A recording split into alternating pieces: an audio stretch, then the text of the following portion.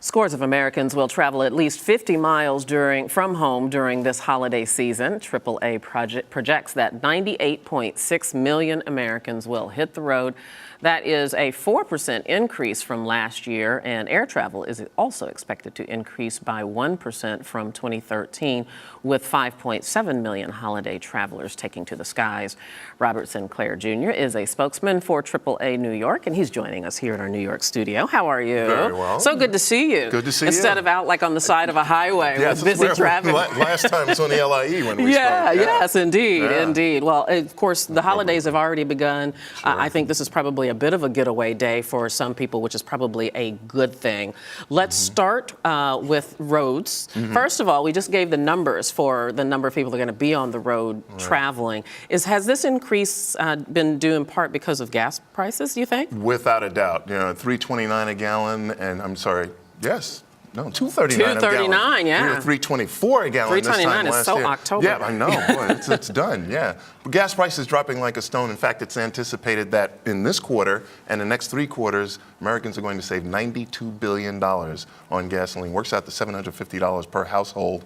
Lots of extra money in the pocket makes people want to travel. And I imagine that the increase in air travel is because they could find affordable tickets. Is that related to fuel as well? Not yet. No? Not yet. Airfares are down 7%. Travel is up 1%, but we're not seeing that trade-off in fuel just yet. Most of the airlines they're locked into contracts, fuel contracts, that end at the end of this year. Okay. So beginning next year, we should see some drop in airfares because of lower fuel prices, but they may decide to put the difference in their pocket. You know, the margin's very thin on airlines, the money that they making the profit margin, so they might just decide to hold on to it. All right, I'm going to ask you to put your meteorologist hat along with your travel guy hat, and let's march us across the country. Where is the bad weather over the next 48 hours or so? Northeast for sure, East Coast, Southeast a little bit. I saw some bad weather moving into the west with more rain happening out there. The problem when we get moisture in the Northeast is that it turns to ice and snow. That can be a bad thing. So far, though, it looks like the temperatures are going to be very mild, but it's going to be very windy. So this is going to be wind-driven rain. It's going to be a tough travel.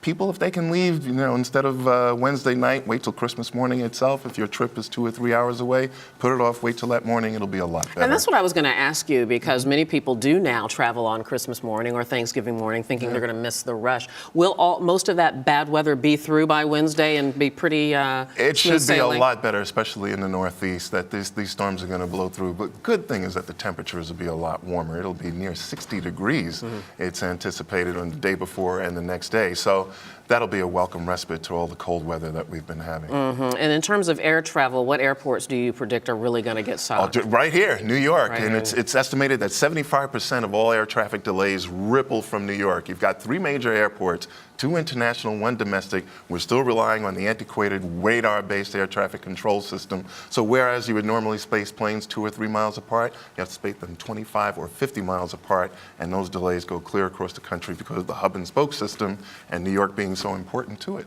Okay, so to avoid some of this, first of all, for the air travelers, of course, they should stay in touch with their carriers. Yeah, stay in touch with their carriers. If they want to go to the airport, they might be having a very nice, long, enjoyable time there. So anticipate that. And if they're driving, they should try to get out by tomorrow, huh? What's the latest to get out and be okay? Well, the thing about this is a 13-day holiday. You know, we're talking about 98.6 million people. 91% of those will be driving. And you get the opportunity to do multiple trips when you have so many days. The kids are out of school. A lot of people on vacation, so you're not rushed, you're not pressed to make that holiday trip on the holiday itself. So chill out. Yeah. Robert Sinclair, thank you so much. Thank you. Hope you have a wonderful holiday. You do the and same. safe travels to you. Yes, arrive alive, don't drink and drive. There you go.